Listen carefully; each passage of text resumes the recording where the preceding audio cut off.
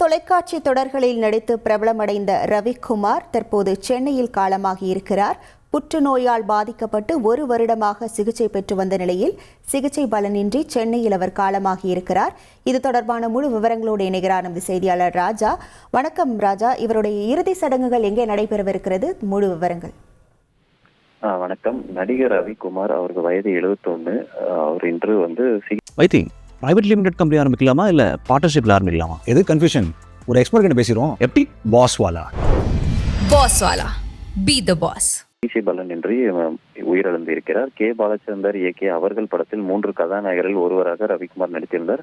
கமலஹாசன், ரஜினிகாந்துடன் ரவிக்குமாரும் சுஜாதா இணைந்து நடித்திருந்தனர். பிற்காலத்தில் பாலச்சந்தர் இயக்கிய மரபு கவிதை தொலைக்காட்சியில் தொடரில் நடித்திருந்தார். அதற்கு பிறகு பல்வேறு தொலைக்காட்சி தொடரிலும் அவர் நடித்து வந்திருந்தார்.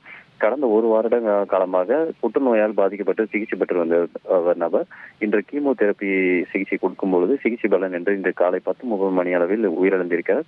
வேளச்சேரியில் உள்ள ஒரு தனியார் மருத்துவமனையில் அவர் சிகிச்சை பெற்று வந்த நிலையில் இன்று உயிரிழந்திருக்கிறார். இறுதி சடங்கு குறித்து என்றும் நாளை அது நடைபெறும் என தகவல்கள் வெளியாகியுள்ளன. உங்கள் விவரங்களுக்கு நன்றி ராஜா.